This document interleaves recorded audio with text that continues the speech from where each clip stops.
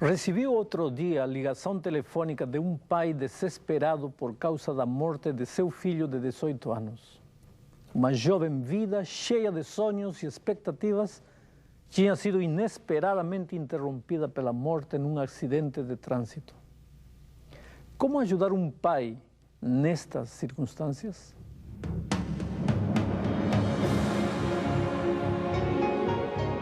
Ele permaneceu através dos tempos. O livro de Deus, a Bíblia. Indispensável em nosso mundo complexo. Está escrito, transmitindo esperança ao redor do mundo. Apresentado por Alejandro Bulhon. Hoje, para onde vão os que morrem? Aquele pai me dizia com voz embargada: pastor, se ao menos eu soubesse com certeza onde está meu filho. Mas cada um me dá uma versão diferente. Uns dizem que o espírito dele continuará sofrendo enquanto eu não saldar todas as dívidas dele. Outros afirmam que ele reencarnou em outra vida e que hoje é mais feliz do que a gente. E há ainda outros que me aconselham a confiar em Deus, porque, segundo eles, se meu filho foi bom, está no paraíso. E se não, que Deus tenha piedade dele. Depois disso tudo, continua falando o homem, eu já não sei mais o que fazer, nem o que pensar. Por favor, me ajude. Sabe, meu amigo, o clamor deste pai é o clamor desesperado do ser humano de todos os tempos. Para onde vão as pessoas quando morrem? O que acontece com elas? Existe vida após a morte? Podemos afirmar com a Bíblia que existe reencarnação ou diálogo com os espíritos dos mortos? O livro de Apocalipse é uma solene advertência ao homem que vive nos dias de hoje. Afinal, o inimigo usará como instrumento poderoso para enganar aos homens todo o que estiver relacionado com o estado dos mortos. Sabemos que o diabo usará todos os recursos que estiverem ao seu alcance para levar o ser humano a adorar qualquer coisa e obedecer a qualquer um, menos a Deus. Houve um período na história em que, através do poder romano dos césares e imperadores, o diabo usou a força, a perseguição e a morte para forçar a consciência das pessoas. Mais tarde, ele usou o poder religioso para deturpar a palavra de Deus e perseguir os hereges, entre aspas, cuja única heresia era adorar ao verdadeiro Deus e obedecer a sua palavra. Posteriormente, na época da França ateia, o inimigo usou o racionalismo para negar completamente a existência de Deus e queimar a Bíblia em praça pública. Apesar disso, sempre houve um povo que guardava os mandamentos de Deus e perseverava no testemunho de Jesus. Mas o inimigo não se dá por vencido.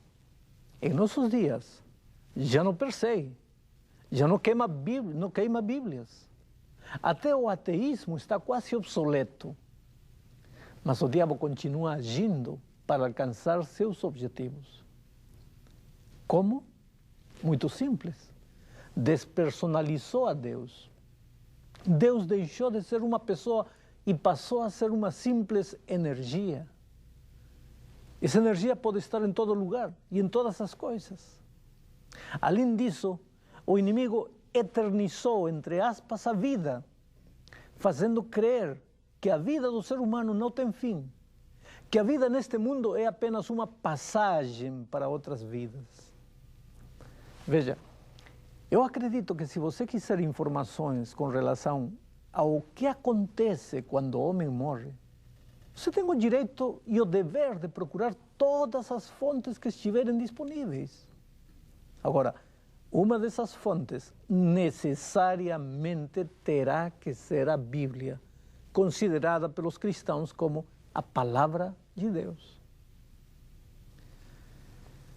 O que é que Deus diz com relação a este assunto?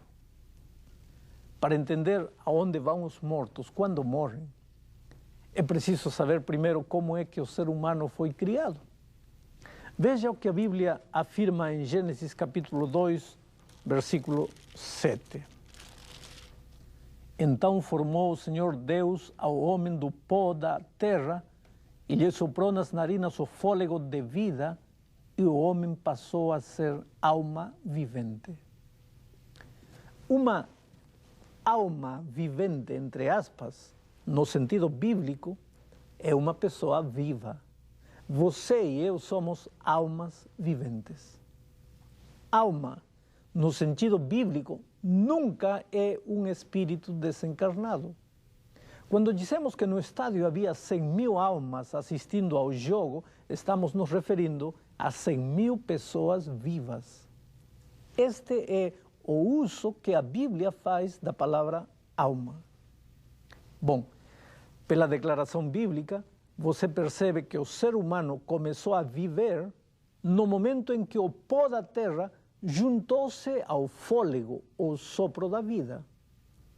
Pó da terra é pó da terra, não é ser humano. O pó da terra não pensa, nem tem fome, nem sede, nem sente frio ou calor. Pó é simplesmente pó. Não passa de pó. Por outro lado, o sopro de vida é apenas sopro. O sopro em si também não pensa, nem sente, nem é um ser humano. Mas a Bíblia declara que quando o pó da terra juntou-se com o fôlego de vida, então sim surgiu o ser humano vivo. Mas agora vem a pergunta: o que acontece quando o homem morre? A Bíblia responde em Eclesiastes capítulo 12, versículo 7, o seguinte: e o pó volte à terra como era, e o espírito volte a Deus que o deu. Segundo esta declaração, no momento em que o homem morre, acontece o inverso do que aconteceu quando ele foi criado.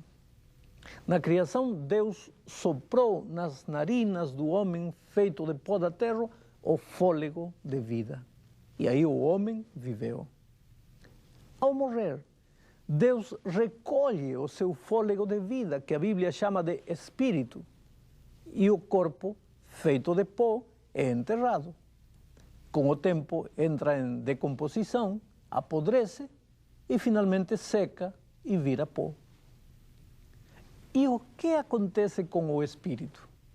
Bom, para responder essa pergunta, primeiro teríamos que ter bem claro que quando Deus deu o fôlego de vida ao ser humano, não lhe deu um fôlego pensante. A palavra hebraica usada para espírito é ruach, que quer dizer exatamente isso, sopro e nada mais. Já em grego, que é a outra língua bíblica, a palavra usada é pneuma, de onde vem a nossa palavra pneu, e que também quer dizer somente isso, ar, sopro, fôlego e nada mais. O ser humano pensante e vivo só apareceu quando o pó e o sopro divinos se juntaram. É como a luz elétrica. A energia que vem pelo fio não é luz. A lâmpada também não é luz. Mas quando a energia se junta com a lâmpada, então aparece a luz elétrica. E o que acontece quando a luz se apaga? A lâmpada está ali. A energia também. Mas quando através de uma chave separamos ambas, então a luz desaparece.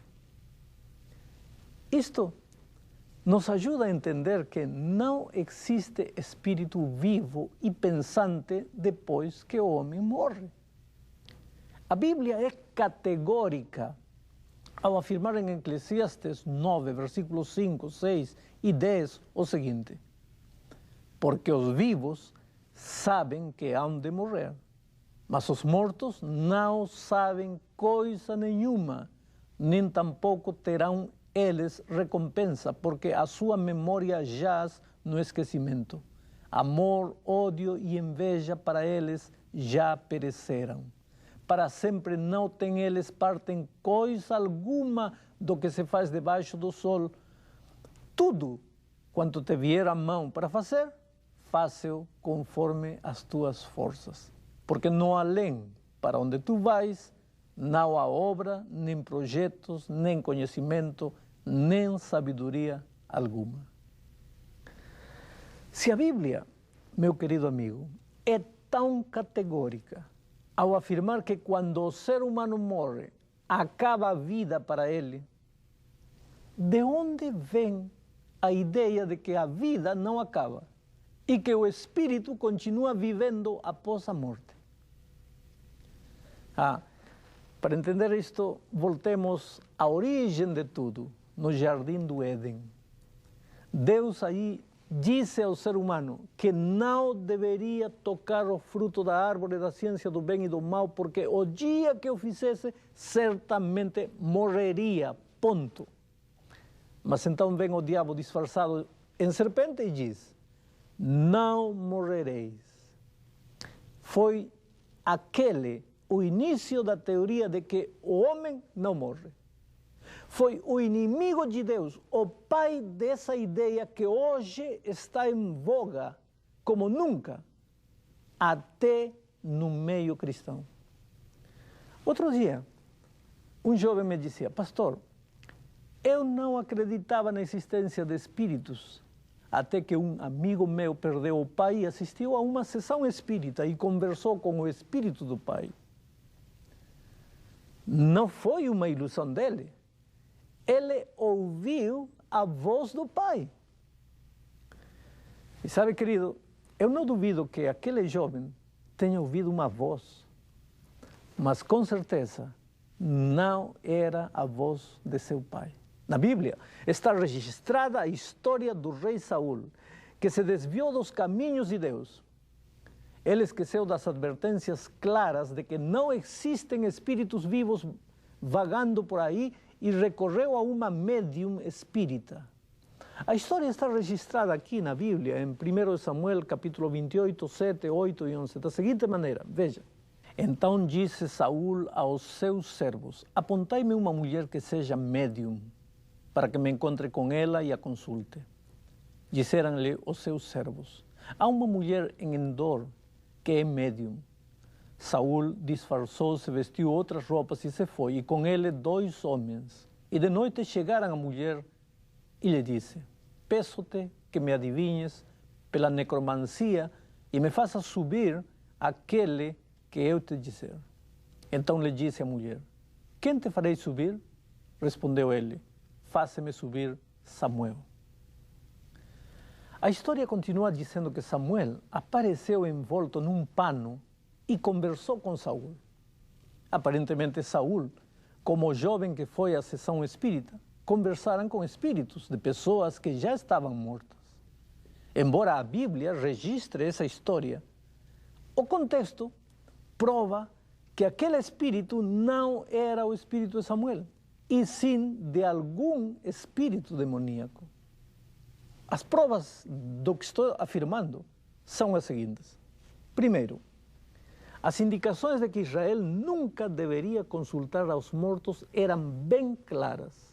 Isaías 8:19 afirmava o seguinte: quando vos disserem, consultai aos necromantes e aos adivinhos que chilreiam e murmuram, acaso não consultará o povo ao seu Deus? A favor dos vivos se consultarão os mortos?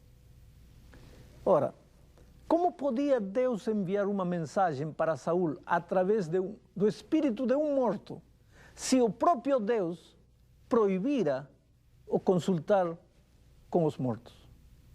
Segundo argumento, o registro bíblico de 1 de Samuel, capítulo 28, verso 6, diz que Deus não aceitava comunicar-se há muito tempo com Saul. O texto diz assim: consultou Saúl ao Senhor, porém o Senhor não lhe respondeu, nem por sonhos, nem por Urim, nem por profetas.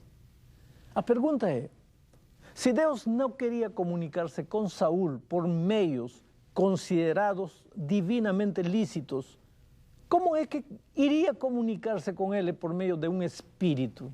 Esse era um meio completamente ilícito. Terceiro argumento.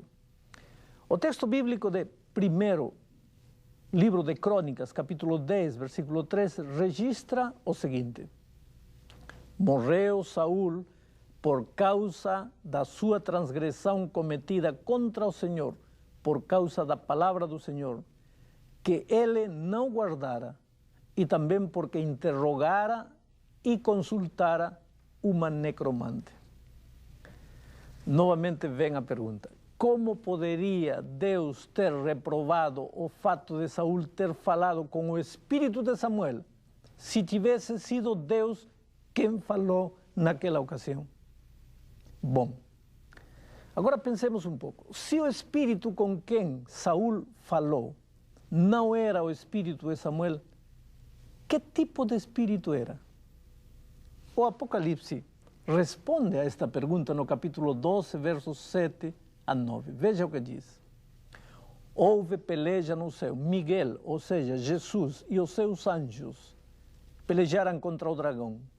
Também pelejaram o dragão e seus anjos. Todavia não prevaleceram, nem mais se achou no céu o lugar deles. E foi expulso o grande dragão, a antiga serpente que se chama Diabo e Satanás, o sedutor de todo mundo. Sim, foi atirado para a terra e com ele os seus anjos. E qual é a atividade desses anjos malignos hoje? Qual é a grande especialidade do diabo? Seduzir e enganar. E é justamente a isso que seus anjos se dedicam. Eles se disfarçam de espíritos de mortos e aparecem nas sessões espíritas. Eles são os fantasmas e almas penadas que vagueiam nas noites escuras. Eles se vestem de tradições, fábulas e lendas como o Saci Pererê, a mula sem cabeça, o chupacabras. E com essas tradições, ele tenta atingir o povo mais simples. Outras vezes, manifestam-se através dos OVNIs, objetos voadores não identificados, os seres extraterrestres, e desta vez para alcançar as mentes mais sofisticadas. Não morrereis, disse a serpente, no jardim do Éden. E essa mensagem da imortalidade da alma será um dos instrumentos mais poderosos de engano e sedução que o inimigo usará neste fim dos tempos. Você poderá achar essa mensagem adaptada para todos os gostos. Pessoas simples participarão das sessões de baixo espiritismo, como a macumba e o candomblé. Pessoas mais cultas buscarão sessões espíritas tradicionais ou tratamentos de regressão, tentando descobrir espíritos de mortos ou vidas passadas. Muitas destas atividades se apresentarão no seu estado grotesco, como sangue de galinhas e bodes pretos, ou despachos misteriosos em determinados lugares.